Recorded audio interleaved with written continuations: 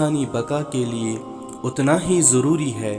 جتنا ہر جاندار کے لیے ہوا کی ضرورت پڑتی ہے۔ تاریخ عالم شاہد ہے کہ اقوام عالم میں جب بھی اتحاد و اتفاق میں خلل پڑ جاتا ہے تو بنی نوع انسان کی زندگی وبال جان بن کر رہتی ہے۔ چونکہ اسلام دین فطرت ہے، اس لیے اسلام نے اتحاد و اتفاق کو اقوام عالم کے لیے عموماً اور ملت اسلامیہ کے لیے خصوصاً بنیادی اصول کے طور پیش کیا ہے۔ اتحاد و اتفاق اور صلح کو اتنی ہی اہمیت دی گئی ہے جتنی عبادات، معاملات، اخلاقیات، اعتقادات اور دوسرے امورات کو دی گئی ہے۔ اسلام اس کے لیے ایک مربوط اور مثبوت لائحہ عمل پیش کرتا ہے، جس کا عملی نمونہ سیرت نبوی صلی اللہ علیہ وسلم کی صورت میں دنیا کے سامنے موجود ہے، اور جس پر خلفائے راشدین، اصحاب کبار اور سلف صالحین عمل پیرا ہو کر دین و دنیا میں بلند مقام پا گئے۔ ملت اسلامیہ میں اتحاد کی بنیاد اس وقت سے پڑی جب پیغمبر رحمت حضرت محمد صلی اللہ علیہ وسلم نے نبوت کا اعلان کیا، اور جو بھی خوش نصیب لوگ اسلام کی نعمت سے سرشار ہوتے گئے ملت واحد کی صورت اختیار کرتے گئے۔ ذاتی مفادات، مختلف نظریات، تعصبات، نسلی تفرقات اور من پسند اعتقادات کے بتوں کو توڑ کر ایک ہی ملت میں گم ہو گئے، اور اس طرح ملت اسلامیہ کے لیے اتحاد و اتفاق کے عروج کا مظاہرہ اس وقت ہوا جب حضرت محمد صلی اللہ علیہ وسلم اور ان کے ساتھی مکہ سے مدینہ ہجرت کر گئے، جہاں انصار مدینہ اور مہاجران مکہ ایک دوسرے کے بھائی بن گئے۔ اس طرح اتحاد امت کی بنیاد ڈال کر سلطنت اسلامیہ کی راہ ہموار کر دی گئی۔ تاریخ شاہد ہے کہ اس اتحاد ملت کی بدولت صحرا نشینوں کو شہنشاہی بخشی گئی، اور عرب سے نکل کر انہوں نے دور دور تک اسلامی جھنڈا لہرایا۔ اتحاد ملت سے ہی نہ صرف قیصر و کسریٰ کے ناقابل تسخیر سلطنتوں کو زیر کیا گیا، بلکہ دنیا والوں کو علم و ادب، تہذیب و تمدن، سیاست و نظامت، حکومت و سیادت، فصاحت و بلاغت، انصاف و عدالت، صداقت و شجاعت، شرافت و دیانت، مساوات اور انسانیت کے زرعی اصولوں سے روشناس کیا گیا۔ تاریخ کا مطالعہ کرنے سے یہ بات بھی واضح ہوتی ہے کہ جب بھی ملت اسلامیہ اتفاق و اتحاد کی دولت سے محروم ہو کر فرقہ آرائی کے دلدل میں پھنس گئی تو بامی عروج سے گر کر سب کچھ گنوا بیٹھی۔ جیسا کہ علامہ اقبال نے فرقہ آرائی کی بیماری کے متعلق خوب فرمایا ہے: شجر سے فرقہ آرائی تعصب ہے ثمر اس کا، یہ وہ پھل ہے کہ جنت سے نکلواتا ہے آدم کو۔ اسلام نے اخوت، بھائی چارہ، وسعت قلبی، صبر و تحمل اور حسن اخلاق اپنانے پر بہت زور دیا ہے، مگر المیہ یہ ہے کہ ملت اسلامیہ اس کے برعکس انتشار اور افتراق میں غرق ہو گئی ہے۔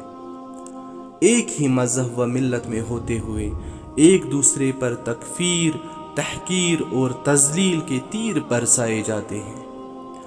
اخوت کی الہامی تعلیمات کو نظر انداز کر دیا گیا ہے۔ اللہ تعالیٰ کا ارشاد ہے: اے محمد صلی اللہ علیہ وسلم، یہ تمہاری امت حقیقت میں آپس میں ایک ہی امت ہے، اور میں تمہارا رب ہوں، بس تم میری عبادت کرو۔ مگر انہوں نے آپس میں اپنے کو ٹکڑے ٹکڑے کر دیا۔ اسلام نے تو بھائی چارہ، آپس میں اچھے تعلقات قائم کرنے کی تلقین کی ہے۔ اس سلسلے میں اللہ تعالیٰ ارشاد فرماتے ہیں کہ انما المؤمنون اخوۃ فاصلحوا بین اخویکم واتقوا اللہ لعلکم ترحمون، کہ مومن تو ایک دوسرے کے بھائی ہیں، لہٰذا اپنے بھائیوں کے درمیان تعلقات درست کرو اور اللہ سے ڈرو، امید ہے کہ تم پر رحم کیا جائے گا۔ اللہ تعالیٰ مسلمانوں پر فرض عائد کرتا ہے کہ سب مل کر خدا کی ایک ہی رسی تھام کر رہیں، وَاعْتَصِمُوا بِحَبْلِ اللَّهِ جَمِيعًا، اور فساد پھیلا کر دین کو ٹکڑے ٹکڑے نہ کریں۔ جیسا کہ اللہ تعالیٰ ارشاد فرماتے ہیں کہ جن لوگوں نے دین کو ٹکڑے ٹکڑے کر دیا اور گروہ بن گئے، یقیناً ان سے تمہارا کچھ واسطہ نہیں ہے، ان کا معاملہ تو اللہ تعالیٰ کے سپرد ہے، وہی ان کو بتائے گا کہ انہوں نے کیا کچھ کیا ہے۔ چنانچہ نظریاتی، مسلکی، مکتبی اور فکری مجادلہ آرائیاں اس وقت تک جائز ہیں جب تک مسلمان ایک دوسرے کی تکفیر، تحقیر اور تذلیل نہ کریں، اور جب یہ کام اس حد سے گزر جائے تو یہ مسلمانوں کے لیے رحمت کے بجائے زحمت، اجتہاد کے بجائے فساد بن جاتا ہے۔ اسلام کے دائرے میں ہوتے ہوئے کسی بھی مسلمان کو دوسرے مسلمان پر تحقیر اور تکفیر کا فتویٰ دینے کی اجازت نہیں ہے۔ چنانچہ اللہ تعالیٰ ارشاد فرماتے ہیں، جو تمہاری طرف اس سلام سے تقدیم کرے اسے فوراً نہ کہہ دو کہ تو مومن نہیں ہے۔ حضرت محمد صلی اللہ علیہ وسلم فرماتے ہیں کہ جس نے وہی نماز پڑھی جو ہم پڑھتے ہیں اور اسی قبلہ کو قبول کیا جو ہم نے قبول کیا ہے اور ہمارے ذبح کو کھایا، وہی مسلمان ہے۔ برعکس اس کی ملت اسلامیہ پوری دنیا میں انتشار اور فرقہ بندی کا شکار ہو گئی ہے۔ اگرچہ عالمی سطح پر اس فرقہ بندی کے بت کو توڑنے کے لیے کچھ مخلص ادارے اور اشخاص سعی کرتے ہیں، مگر خارجی مداخلت، اندرونی انتشار، شخصی عنایت، فروعی اختلافات کی شدت اور علم و حکمت کی کمی کی وجہ سے یہ بار آور نہیں ہوتی ہے۔ اب اگر مقامی طور پر ہم جموں و کشمیر کی حالت اتحاد و اتفاق کے تناظر میں دیکھیں گے تو یہ بہت مایوس کن ہے۔ یہاں ایک غیر محسوس طریقے پر فرقہ بندیاں حدود سے متجاوز ہو کر اب تکفیر، تنقیص اور تذلیل تک پہنچ گئی ہے۔ اگر اس کا سدباب نہ کیا گیا تو مستقبل قریب میں خلیج اتنا بڑھ جائے گا، گیپ اتنی بڑھ جائے گی کہ اس کو فلفل کرنا ناممکن بن جائے گا۔ صاف ظاہر ہے کہ یہ ملت کے لیے باعث تباہی اور بربادی بن جائے گا۔ چنانچہ اسلام کے اس دائرے میں ہوتے ہوئے فروعی اختلافات نظر انداز کرتے ہوئے ملت اسلامیہ متحد رہ سکتی ہے، کیونکہ یہ دائرہ وسیع ہے، اور جو فرقہ آرائی اور گروہ بندی کرتے ہیں وہ علم و آگاہی نہ ہونے کی وجہ سے اپنے آپ کو ایک تنگ دائرے میں محدود کرتے ہیں۔ نتیجہ کے طور پر اس تنگ دائرے میں بھی اپنے آپ کو نہیں سما سکتے ہیں، اور پھر اس تنگ دائرے سے نکل کر دوسرا ایسا ہی تنگ دائرہ بنا کر اپنے آپ کو محدود اور مقید کرتے ہیں۔ اس طرح کسی بھی نام پر ایک نئے نام کی تنظیم وجود میں آتی ہے، اور پھر اس تنظیم سے دوسری ذیلی تنظیم جنم لیتی ہے۔ اس طرح یہ سلسلہ دراز ہوتا ہے اور تنقیص، تحقیر، تنقید اور تکفیر کی مہم جوئی شروع ہوتی ہے، اور ایک دوسرے کی پگڑی اچھالنے کے لیے مناظرے اور مباحث شروع ہوتے ہیں۔ اس طرح اس بے مقصد مہم جوئی میں مشغول ہو کر اسلام کی بنیادی تعلیم اور اصول فراموش کیے جاتے ہیں، اور مسلکی، مکتبی، گروہی اور نظریاتی تنازعات، تضادات اور تفرقات کھڑا کر کے امت کو انتشار میں ڈال دیا جاتا ہے۔ ملت اسلامیہ کے لیے ایک سانیہ عظیم ہے۔ یہی وجہ ہے کہ ملت ہر طرف اور ہر جگہ روندی جا رہی ہے، اور معاشی، علمی، سیاسی، اقتصادی اور اخلاقی طور تباہی اور بربادی کے بھنور میں پھنس گئی ہے۔